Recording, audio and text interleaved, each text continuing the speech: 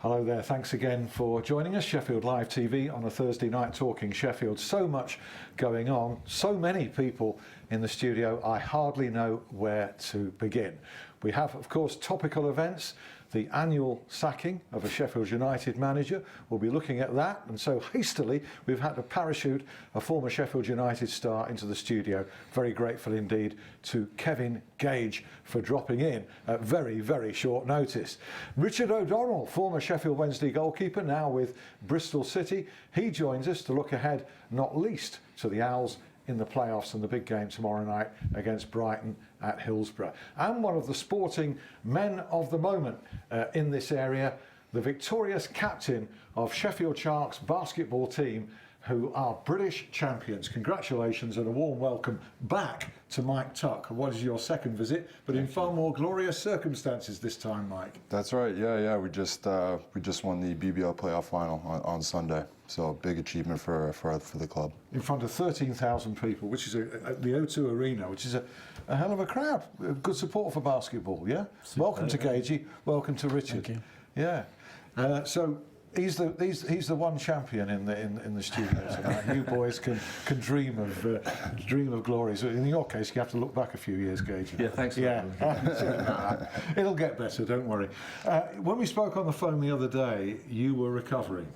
Yeah. You were recovering. Yeah. Celebrations were in order directly after the game. So. A couple of days of celebrations, but yeah, we're still kind of basking in the glory and a great achievement for the club. Absolutely. You beat Leicester as well, and there's been this debate going on. I don't know if you're aware of it. I don't know if you boys have been, about the merits of the two sporting cities, and Leicester with Jamie Vardy and company winning the league title. You know, there have been claims that Leicester's the sporting centre of the universe. Well, Sheffield's got rather more claims to it than that, do you think?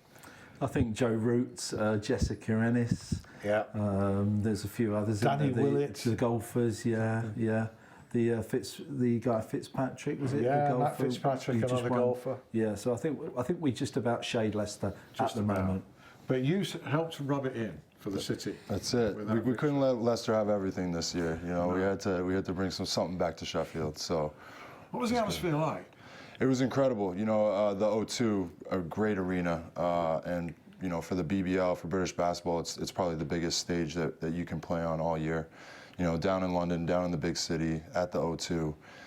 It's like an NBA style kind of feel to it, 18,000 seater stadium. So it was great atmosphere. When we all walked in there, it had that wow factor, like, wow, this amazing venue for us to play in. And once the ball went up, it was great as well.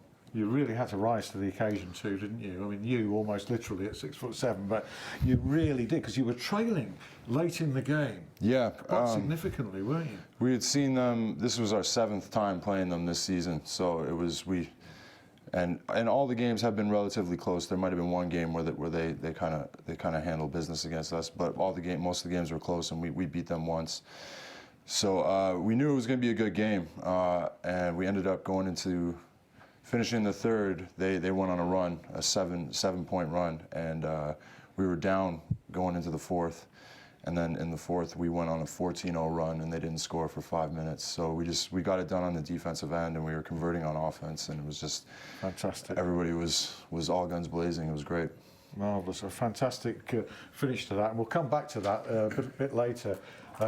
I'm just going to take a very, very quick phone call. Well, in fact, I'll silence it, because the guy who's ringing, I won't say who's ringing, but I'm live on Sheffield Live TV, Kevin, so I'll ring you back after the show. How's that? Right, he knows now. That's a bit of a private joke between the two of us. That shouldn't have happened. I should have turned that off. Gagey, the news of the day, and we'll bring Richard in on this as well, that another Sheffield United manager has bitten the dust. Let's get an outside view first of all, because Richard, primarily you're concerned with Sheffield Wednesday. Yeah. You're a lifelong owl. You're going to be there tomorrow night, I am, yeah. as are many thousands of others. What was your reaction today when you heard that Sheffield United had sacked Nigel Adkins? To be honest, I wasn't overly surprised. I mean, I was speaking to you before, and I've seen a bit of footage on Twitter and stuff like that of fans' reaction after the game on Saturday, and it obviously didn't look great. So obviously the league position they've had this season as well doesn't help. So if I'm being totally honest, I weren't too surprised by it. No, and I think a lot of people weren't. I mean, he was hanging in the balance. You weren't, were you, Kevin? Or were you? There was a feeling that the owners were split on this issue, and that Kevin McCabe was going to steadfastly back his man, can I say for a change, I could say for a change, and that the Prince, the dual owner, the other owner, wanted a change and was almost insisting on it. How did you read it? Firstly, let me say it came as absolutely no surprise to me, and I say that as a fan who watches every single home game, a couple of the away games this season, listen to Keith Edwards and Radio Sheffield lads. So it came as absolutely no surprise, and I'm simply saying that due to the performances on the pitch, for no other reason. Nothing against Nigel Adkins as a person, or even his interviews that people are going on about, you know, pre-match, after-match, some of the cliches he used to use and some of his management speak. It doesn't matter a jot. We're going on the performances on the pitch, and they simply weren't good enough, anywhere near good enough. Reflected in our mid-table League One league position. So I think that was the deciding factor. I don't know personally whether Kevin McCabe was holding out to keep hold of him, or whether the board was split. I've got no idea, and I don't really care, to be honest, anymore. No. I think that ultimately they've come to the right decision, and that may be a bit cold and callous, you know, for me to sit here and say that, but I think there's quite a few of my friends and my ex-players, ex-Blades who've been watching the team off and on, and we came to that decision maybe after 3-4 months of the season. We could see what was going on the pitch, and we're thinking, what the hell is going on here? How could it be such a drastic failure and prove to be, in your eyes, such a drastic mistake when this man, let me say this, Nigel Adkins has got a better record than Sheffield United. I mean, that's not an attempt to defend him against an indefensible season as a season. His record is better than Sheffield United. I think sometimes in football clubs, or it may be other clubs, or maybe other sports, people at the top or managers just don't fit that particular club. And I don't think Nigel Adkins, his CV may have been great, but I don't think he fitted as a person into the Sheffield United ethos as a club. I think we mentioned his interviews and the way he used to conduct himself and speak to the press. I would assume he spoke the same way to the players, because that's obviously his character, his personality. And I just don't think he connected or engaged with the fans and the club in any way, shape or form. I don't think the fans took to him, certainly didn't take to the style of play he was insisting on playing. And I think it was you think he was just the wrong man for the wrong club at the wrong time, I think so. I genuinely think so. And I have to hold my hands up and say I was quite happy with Nigel Adkins at the start of the season. I thought it was a good appointment. We all were. I don't know if you take an interest in the football side of the city, Mike. But No, I mean, I've been to a few Sheffield United games this season. Right. I've met Nigel Adkins a couple of times because he's come down to Sharks games, and yes, I thought he was a good guy. And when he was first signed, I think the city was really excited for him, and the club was excited for him. But like you say, it all has to be a perfect fit. I think in any sport it relates that, you know, if it's not the right fit for the right situation, a coach, whether it's a coach or a player, you know, one guy can excel in one situation, but then, you know, fail in another. So, but he had been at a small club in Scunthorpe and done well, very, very well actually, early in his career. At a bigger, or much bigger, similar-sized club to Sheffield United in Southampton and done well, albeit maybe on the back of a lot of very good young players at one side. So, as you say, it looked the perfect fit. It did, and it just seemed to go wrong very quickly. Yeah. Some of his team selections were a bit baffling. Some of his substitutions were equally strange. It's been well documented that some of his signings didn't really work out. You know, Billy Sharp is the exception, but I think the fans really weren't happy with some of the signings, and especially the money being paid for some of these so-called signings. Yeah. I think that grated with a lot of fans. So coupled with the performances on the pitch. And some of what he said and the way he said it as well. Yeah, he seemed to be defended indefensible at times. And we're not stupid. We can see with our own eyes what's happening on the pitch. And he seemed to be oblivious to what was happening on the pitch and wanted to put his own spin on stuff a lot of the time. As I say, I can't attack this sacking like I have done previous ones at all. I just regret the fact the club have been through so many managers so quickly. Well, Chris Wilder's going to be the ninth in nine years now. But there's an interesting stat from the League Managers Association which said the average tenure of a Football League manager is something like 14 months. It's disgraceful. So Sheffield United are no really worse or any better than any other league club, to be honest. I mean, you can say yourself, you've had three managers this season. Yeah. You know, Sheffield United have done the right thing, and the last They thing may have we had to but do. generally it's madness, isn't it? To have that many. It is, but what does it say about the choices they've made? It is, but if the manager is not the right man to take you forward, don't just stick with him because you've had 8 managers in 8 seasons. If he's clearly not the right man, which he wasn't this season, then He wasn't this season. He might have been next. I mean, having had a year's look at it, obviously you're doubtful. I'm only basing my assumption on my opinion on what I saw on the pitch this season. What managers you've had this season? Caldwell at Wigan? Yeah.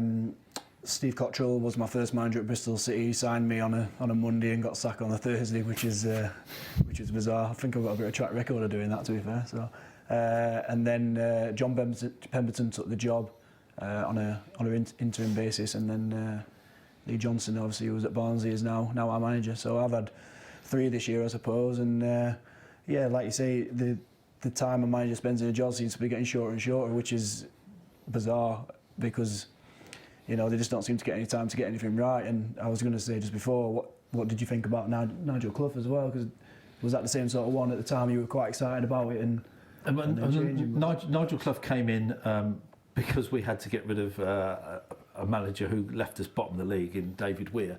So everybody was happy when Nigel Clough came in, and he was sacked for non-football reasons, whatever they may be behind the scenes.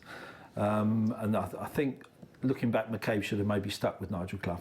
Should have stuck with Danny Wilson 3 or 4 years ago, to be honest. Agree with you on both, Gage. You know, but because we've got rid of Nigel Clough, David Weir, Danny Wilson, doesn't mean to say, you know, we should stick with the next manager who comes along, no matter what, in the name of stability. That's nonsense. If the manager's not right, has to move on. do you think they get enough backing, like financially and player-wise? Because obviously from the outside, obviously I'm not as close to it as you are. I think there's been massive backing for Nigel Adkins, and we're not talking huge transfer fees. We're talking wages of loan players coming into the club, players he has brought into the club this summer. £10 million wage bill, I think. It's a 10 million. massive investment. Although he did lose his best player, Jamie Murphy, and we'll talk about Jamie Murphy a bit later because of Brighton. He did lose his best player, to be fair. And he's a big loss, Jamie Murphy, because he contributed goals and assists last season. Yeah. So we'll talk about Chris Wilder as well, but all these managers, you have been at Sheffield Sharks, I think, for 6 years, Mike. This is my 7th season. 7th season, and I know the answer, but how many coaches have you worked for there? 1. 1. Atiba Lions. That's right, and They haven't all been successful years either, have they? no. But I think the club's just, you know, let him develop as a manager. And when I first got there, we won back-to-back cups in my first 2 seasons, and that was his second and third season. So he brought success to the club right away, and then the club went through some transitioning years.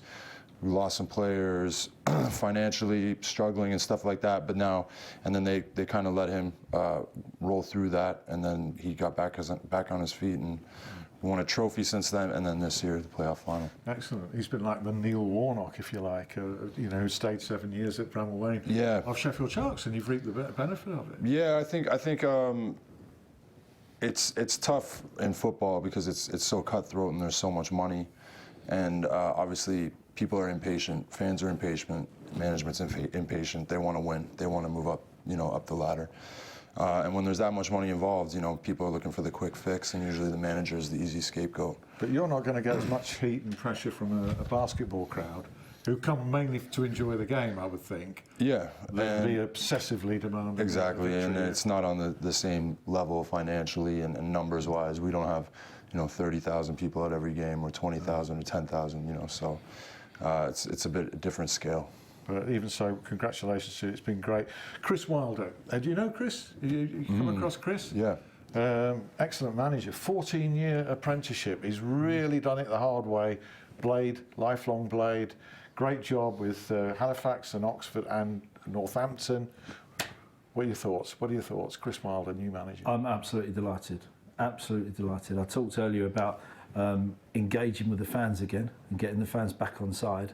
And irrespective of the fact that he's a Sheffield United fan, I think that's irrelevant, to be honest. Yeah. I think he's a very good appointment. People are calling him a young manager, which I can't believe, as you just pointed out. He's actually had over 700 games in charge. Yes, 707. You know, I looked at which is amazing. Yeah. And he's been very successful at the clubs he's been with. Its success is relative depending on what type of club you are and how big a club you are. Yeah. He got Oxford into the league from the conference. He then got them into the playoffs in League Two.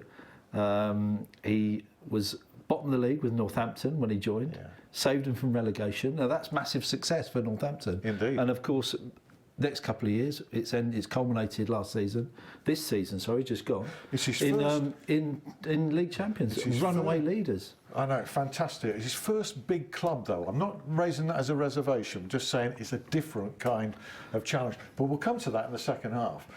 It's going to be mostly a Sheffield Wednesday second half tonight, folks, with Richard O'Donnell. Dom Howson of the Sheffield Star, the Owls writer, is going to join us as well. And we're going to look in detail at the playoff and the prospects.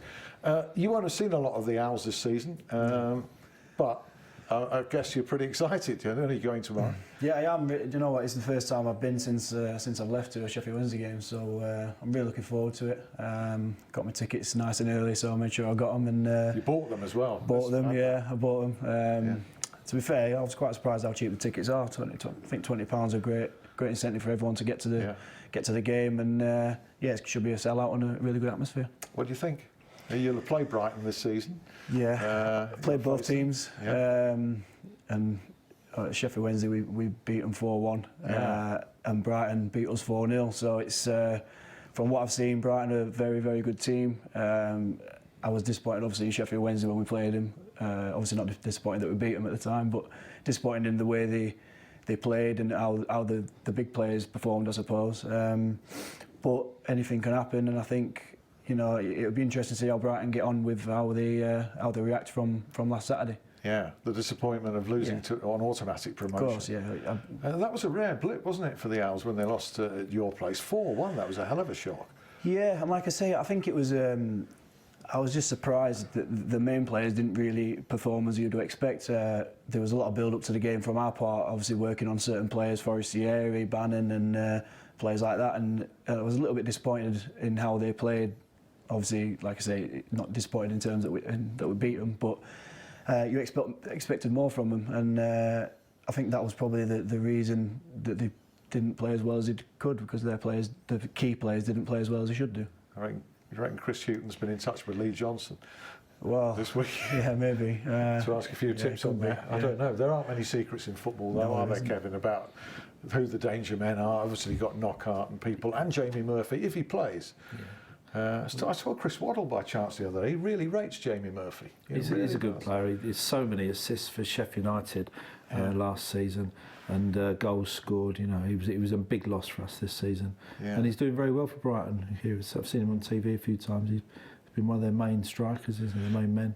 Atmosphere guaranteed at Hillsborough. It's going to be a big night. Wednesday sold out their entire allocation of whatever it is, 30,000+. So it's going to be a big... Yeah, I can't wait for it to be fair. It's a good one to go back into, and like I say, I'm looking forward to just watching football live for a change rather than playing. I'm enjoying my break and I'm looking forward to watching a few games. I was looking at the stats for you. You've played for 13 clubs, including 8 on loan, and you're only 27. Yeah. What are you going to finish with? What a tally. I know. That's the life of a goalkeeper. Yeah, well... Out of a suitcase. I think the majority of them, like I say, were loan clubs, and I think it was... The majority of them when it was at Sheffield Wednesday, and I think it was important for me to go and get them games at a time where I wasn't going to get them at Sheffield Wednesday. OK, loads more football chat on Owls and Blades in the second half. It remains for us to congratulate again and thank Mike Tuck for coming in, and look forward to another great season for Thank you Sheffield very much. Sharks. Thanks for It's having me. really been a pleasure to see you. Yeah, you too. You take care. Appreciate Thanks it. very much indeed. Dom Howson will join us in part 2 as we look at the big match this weekend and more on Chris Wilder's appointment and the Atkins sacking at the Blade. See you then. See you in a 5.